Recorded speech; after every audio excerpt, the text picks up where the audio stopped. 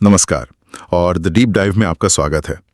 आज हमारे हाथ लगी है एक ऐसी किताब जो दशकों से लोगों को हैरान भी करती आई है और प्रेरित भी। डॉक्टर जोसेफ मर्फी की the power of your subconscious mind. इसका दावा बहुत बड़ा है कि हमारी सफलता, सेहत और रिश्ते ये सब हमारे बाहर की दुनिया से नहीं बल्कि हमारे अंदर की सोच से तय होते हैं। बिल्कुल। और ये सिर्फ अच्छा सोचो अच्छा होगा वाली ऊपरी बात नहीं है। नहीं, ये हमारे दिमाग के उस हिस्से की बात है जो हमारी जिंदगी का लगभग 95% हिस्सा चला रहा है, वो भी पर्दे के पीछे से। एक तरह का ऑटो पायलट। हाँ, एक ऑटो पायलट।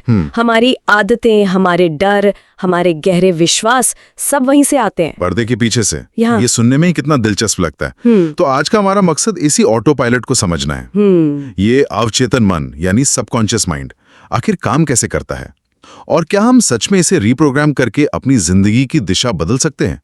चलिए आज इस विषय की तह तक चलते हैं। जरूर, क्योंकि सबसे हैरान करने वाली बात यही है कि हम इस ऑटो पायलट को फिर से प्रोग्राम कर सकते हैं, और ये समझना कि ये होता कैसे है किसी के भी जीवन में एक बहुत बड़ा मोड़ ला सकता है। तो शुरुआत करते हैं मन की इन दो दुनियाओं से। हाँ। हमारे मन के दो हिस्से हैं ना। हाँ। एक है चेतन मन, अच्छा, कॉन्शियस माइंड। हाँ। ये वो हिस्सा है जिसे हम जानते हैं, जिससे हम तर्क करते हैं, हिसाब किताब लगाते हैं, दिन भर के फैसले लेते हैं। हाँ, जैसे आज क्या पहनना है या इस ईमेल का क्या जवाब देना है। इसे हम जहाज का कप्तान समझ सकते हैं, अच्छा, जो ब्रिज पर खड़ा है, सब कुछ देख रहा है और आदेश दे रहा है। ये तार्किक है, विश्लेषण करता है, लेकिन जहाज को चलाने वाली असली शक्ति कप्तान के पास नहीं। वो तो इंजन रूम में होती है। बिल्कुल, इंजन रूम में बैठे क्रू के पास, जो उसके आदेशों को बिना सवाल किए पूरा करते हैं। और वो इंजन रूम ही है हमारा अवचेतन मन, सबकॉन्शियस माइंड। ये 24 घंटे काम करता है, मतलब तब भी जब हम सो रहे होते हैं। किताब में इसकी एक बहुत कमाल की तुलना की गई है। हाँ, वो जमीन वाली। हाँ, कि आपका अवचेतन मन एक उपजाऊ जमीन की तरह है। आप उसमें जो भी बीज यानी विचार डालेंगे वो उसी की फसल देगा, चाहे वो बीज जहरिया हो या फायदेमंद। बिल्कुल। ये तुलना इसलिए इतनी गहरी है क्योंकि जमीन ये नहीं देखती कि बीज गुलाब का है या कह लीजिए किसी जहरीले पौधे का। उसका काम तो बस उसे उगाना है। तो हमारा अवचेतन मन भी ठीक ऐसा ही है। ठीक ऐसा ही। वो अच्छा या बुरा, सही या गलत में फर्क नहीं करता, वो बहस नहीं करता। आप उसे जो भी विचार पूरी भावना और विश्वास के साथ देते हैं, वो उसे एक आदेश मानकर हकीकत में बदलने में जुट जाता है। एक अंधा लेकिन बेहद शक्तिशाली सेवक। हाँ, बिल्कुल। मतलब अगर हम लगातार शक और डर के बीज बो रहे हैं तो हम अनजाने में अपनी ही जिंदगी में उसी की फसल काट रहे होंगे। लेकिन यहाँ एक सवाल उठता है, क्या सिर्फ सोचने भर से चीजें हकीकत बन जाती हैं? ये सुनने में थोड़ा ज्यादा ही आसान नहीं लगता? ये सवाल बहुत जरूरी है क्योंकि ये सिर्फ सोचने के बारे में नहीं है।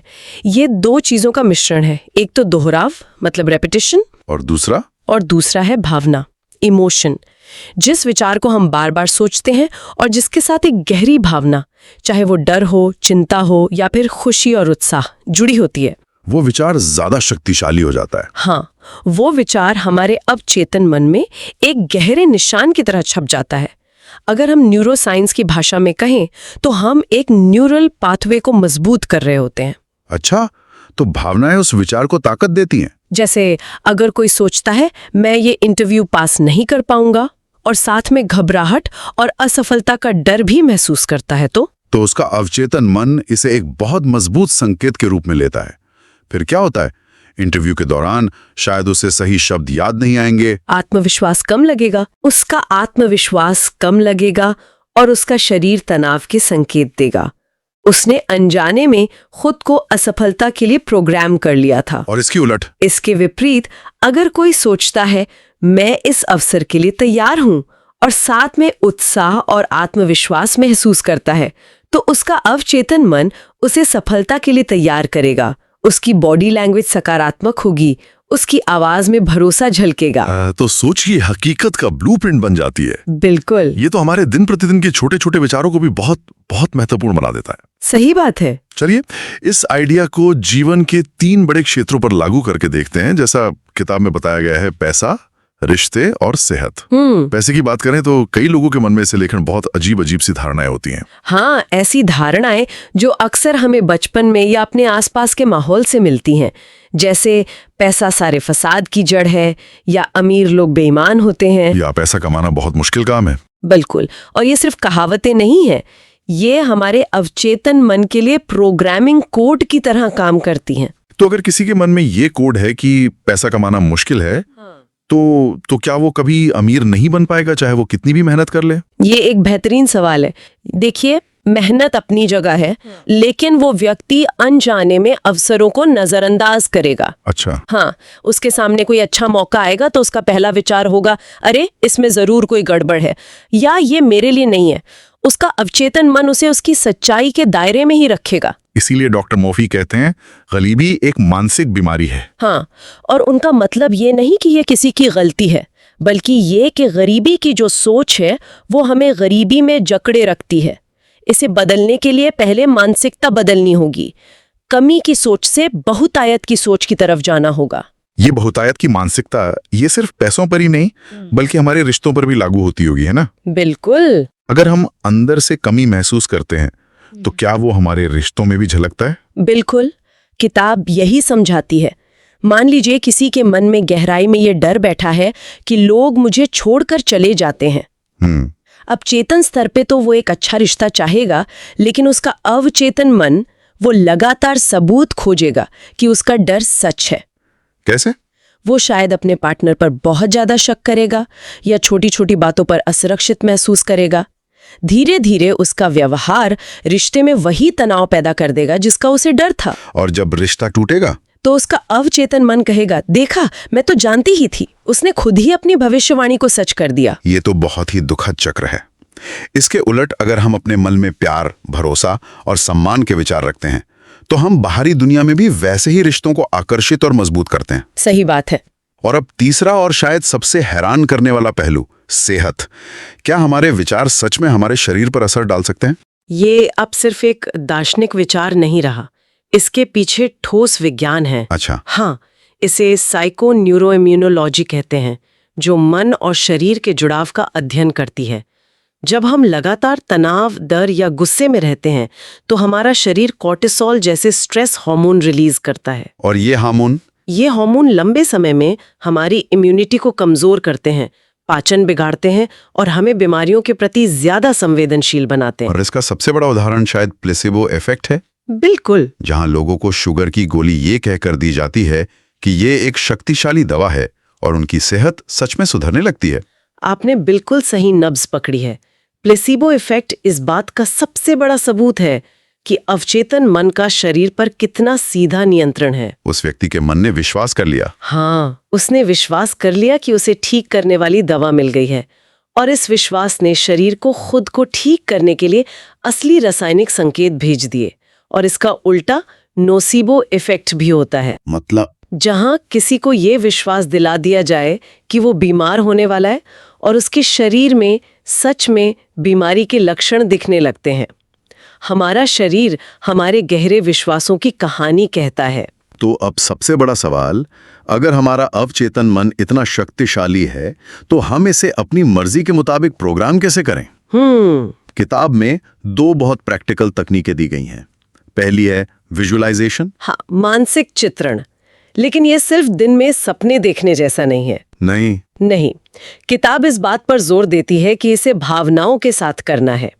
जब आप अपने लक्ष्य को सिर्फ देखते नहीं, बल्कि उसे हासिल करने की खुशी, गर्व और संतुष्टि को महसूस करते हैं, तो आपके अवचेतन मन के लिए वो एक असल अनुभव बन जाता है। बिल्कुल।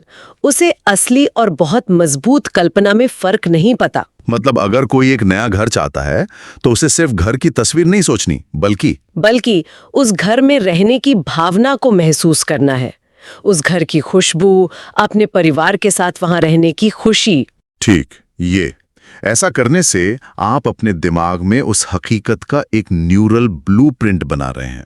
और आपका अवचेतन मन उस ब्लूप्रिंट को स्वीकार कर लेता है और फिर आपको उस हकीकत तक पहुंचाने के लिए रास्ते और अवसर दिखाने लगता है। और दूसरी तकनीक है अफर्मेशंस, सकारात्मक कथन। ये छोटे सकारात्मक वाक्य हैं जिन्हें बार बार दोहराया जाता है, जैसे मैं हर दिन बेहतर हो रहा हूं या मेरे जीवन में समृद्धि आ रही है।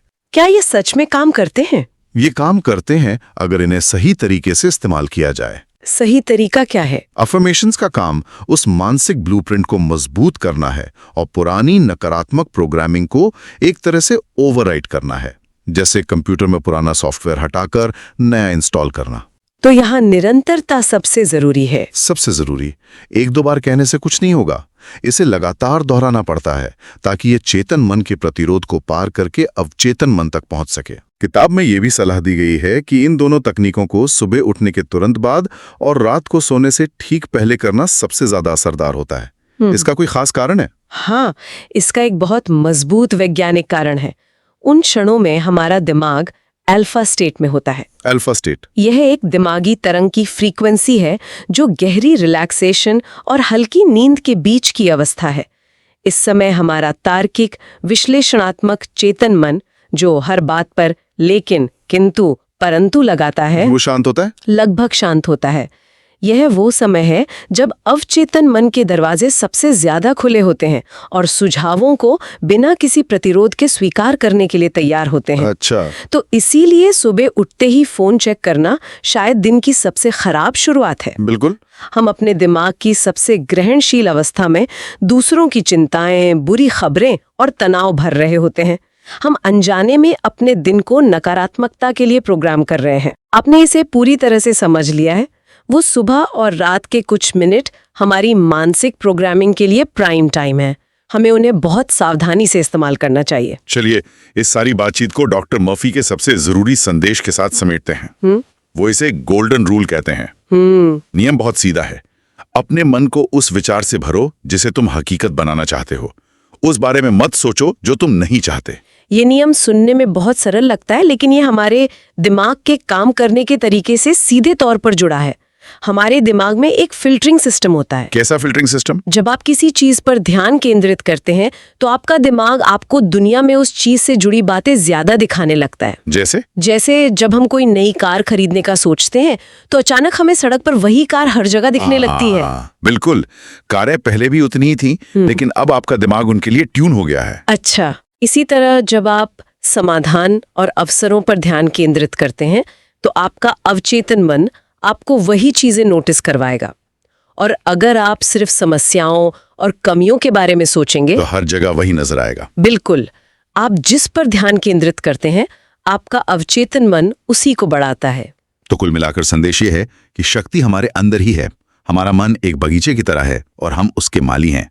हम तय कर सकते हैं कि हमें कौन से बीज बोने हैं। और ये एक बहुत बड़ी जिम्मेदारी भी है। अपनी सोच पर ध्यान देना शायद सबसे जरूरी काम है जो हम कर सकते हैं। बिल्कुल।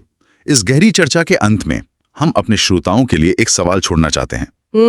अगर ये सच है कि हमारा अवचेतन मन हर पल हमारी सुन रहा है और उसे रिकॉर्ड कर रहा है, तो आज वो कौन सा एक विचार या भावना हो सकती है जिस पर ध्यान केंद्रित करने से जीवन में सबसे बड़ा सकारात्मक बदलाव शुरू हो सकता है?